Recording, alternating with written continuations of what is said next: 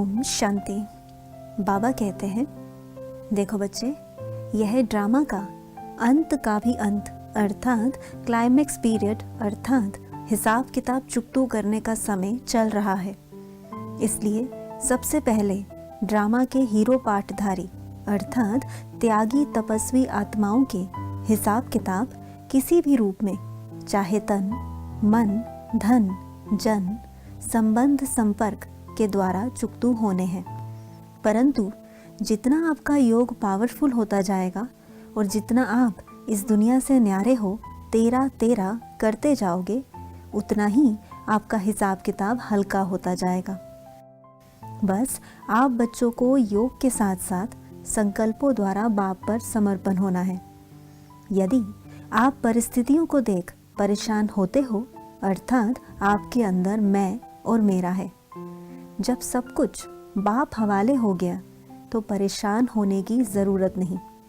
देखो, आपके संबंध संपर्क में आने वाली आत्माओं का अपना अपना हिसाब किताब है जो उन्हें ही चुकतू करना पड़ेगा, चाहे योग के द्वारा चाहे भोगना के द्वारा।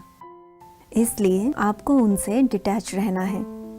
जब आप डिटैच होकर उन्हें सकाश दोगे तो उनका भी कल्याण होगा। नहीं तो मैं मेरे में फंसी आत्मा किसी को सकाश नहीं दे सकती और ना ही वह स्वयं का कल्याण कर सकती है और ना ही दूसरों का। देखो, न्यारे होकर डिसीजन लेना व समझानी देना अलग बात है, परंतु उनके साथ परेशान हो जाना अर्थात बाप पर निश्चय में कमी की निशानी है। देखो, आप बच्चों को बाबा ने पहले भी बताया है कि आप बच्चों का तपस्या के द्वारा पुण्य का खाता भरपूर हो रहा है और माइनर सा बचा पाप का खाता खत्म हो रहा है।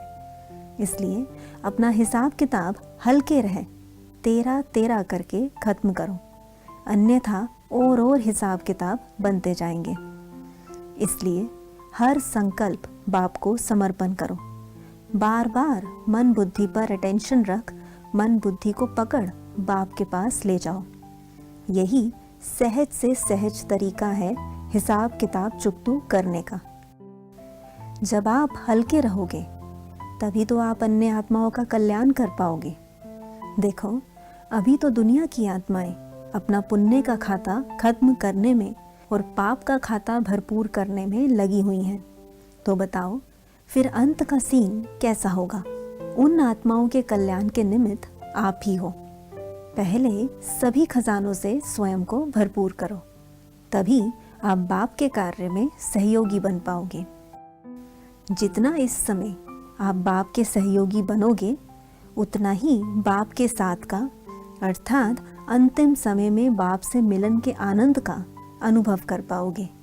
अच्छा, ओम शांति।